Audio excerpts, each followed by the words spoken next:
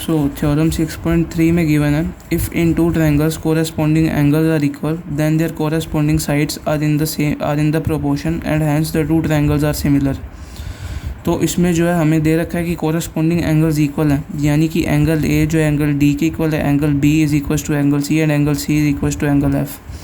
और हमें प्रूव करना है कि जो साइड्स हैं वो प्रोपोर्शन में है, यानी कि A B upon D E is equal to A C upon D F is equal to A B B C upon E F.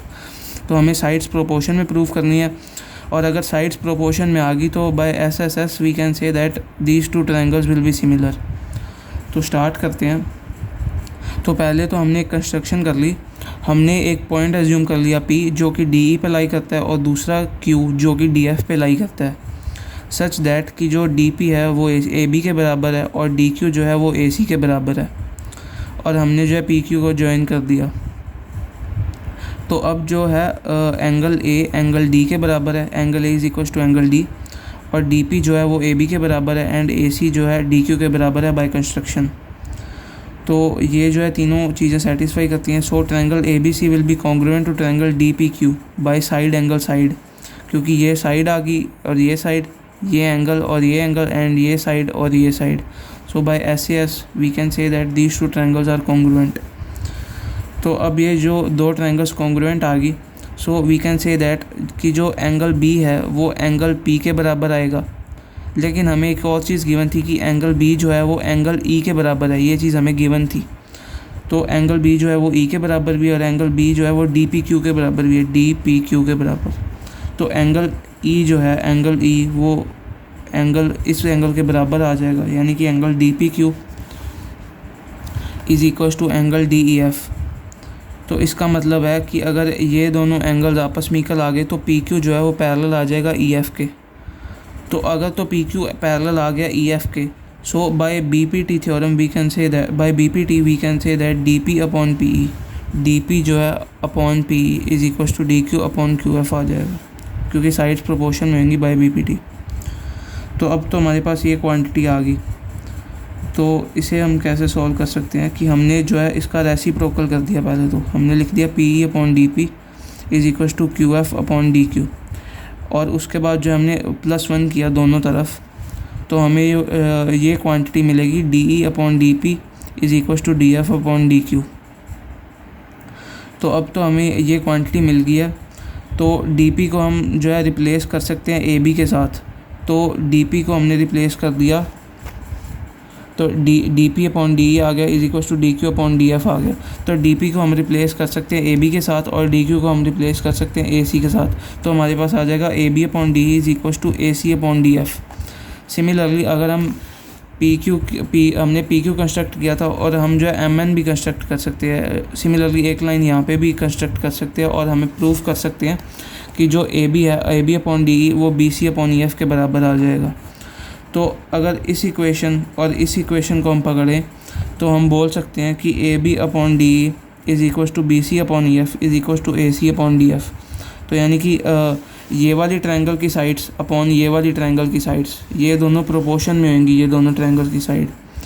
तो अब तो by S S S rule we can say that triangle A B C जो है वो similar आ जाएगा triangle D E F के। तो यही चीज़ जो है हमें प्रूव करनी थी इस थ्योरम में। तो theorem 6.4, if in two triangles sides of one triangle are proportional to the sides of other triangle then their corresponding angles are equal and hence the two triangles are similar। तो इसमें जो दे रखा है sides of one triangle are proportional to the sides of other two triangles, तो जो sides हैं यानी कि इस ट्रायंगल की और इस ट्रायंगल की वो प्रोपोर्शन में दे रखे हैं, यानी कि ए बी सी की साइड्स जो हैं वो ट्रायंगल डी ई एफ के प्रोपोर्शन में दे रखी हैं। और हमें जो प्रूव करना है कि एंगल ए जो है वो डी के बराबर है, एंगल बी ई के बराबर है, एंगल सी एफ के बराबर है। तो हमने क्या किया, एक कंस्ट्रक्शन करी कि हमने दो पॉइंट्स जो है एज्यूम कर लिए पी और क्यू, सच दैट कि जो डी पी है वो ए बी के बराबर है और डी क्यू है जो ए सी के बराबर है, और हमने जो है पी क्यू को ज्वाइन कर दिया। तो डी पी जो है वो ए बी के बराबर आ गया और डी क्यू जो है वो ए सी के बराबर आ गया। तो अब जो दे रखा था कि जो है साइड्स वो प्रोपोर्शन में है, तो ए बी अपॉन मेरे को डी ई गिवन है और A C upon D F भी गिवन है, A B upon D E A C upon D F. तो ए बी जो है वो डी पी के बराबर है, तो मैंने इसको रिप्लेस कर दिया ए बी को डी पी के साथ। तो D P upon D E आ गया और ए सी को रिप्लेस कर दिया डी क्यू के साथ, तो ये आ गया D Q upon D F.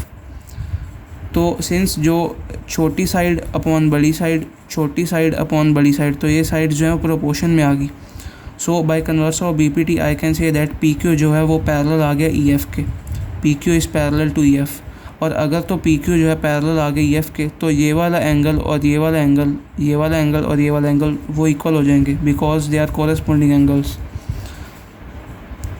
तो अब जो है ये एंगल इक्वल आ गए, एंगल पी एंगल ई के और एंगल क्यू एंगल एफ के।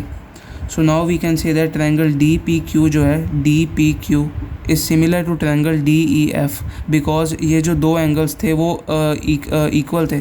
So by angle angle criteria we can say that ये जो दो ट्रायंगल्स आएंगी डी पी क्यू और डी ई एफ, ये जो पूरी बड़ी वाली ट्रायंगल आएगी, तो ये दोनों जो है सिमिलर आ जाएंगी।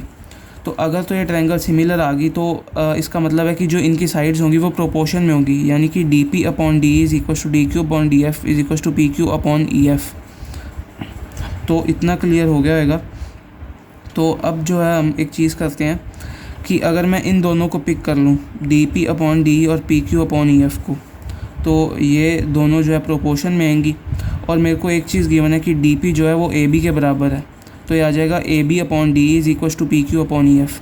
लेकिन जो ए बी है वो B C upon E F के बराबर भी है, तो A B upon D is equal to P Q upon E F, और ये क्वांटिटी जो है वो is equal to B C upon E F के बराबर भी आएगी। तो अब जो है अगर मैं इन दोनों को देखूं तो ये आ जाएगा ई एफ और ई एफ कैंसिल हो गया, P Q is equal to B C आ जाएगा, P Q is equal to B C. तो अगर तो पी क्यू आ गया बी सी के बराबर, तो अब एक चीज़ ध्यान से देखना कि डी पी जो है वो ए बी के बराबर है, डी क्यू जो है वो ए सी के बराबर है, और हमने पी क्यू को और बी सी को इक्वल प्रूव कर दिया। तो सिंस ये जो तीनों साइड्स हैं वो इक्वल हैं, यानी कि ए बी इसके इक्वल है और ये तीनों साइड जो है आपस में इक्वल है, so triangle A B C is congruent to triangle D P Q. तो ट्रायंगल ए बी सी जो है वो डी पी क्यू के कॉन्ग्रुएंट आ जाएगी। तो अगर तो triangle A B C congruent आ गई डी पी क्यू के, तो इनके जो कोरेस्पोंडिंग एंगल्स होंगे वो भी इक्वल होंगे। तो यानी कि एंगल ए जो है वो डी के इक्वल आ जाएगा, एंगल बी जो है वो पी के इक्वल आएगा। लेकिन पी क्यू जो है वो पैरेलल है, P Q is parallel to E F, तो एंगल पी जो है वो एंगल ई के बराबर भी आ जाएगा। तो बी पी के बराबर है और पी ई के बराबर है, तो बी ई के बराबर आ गया।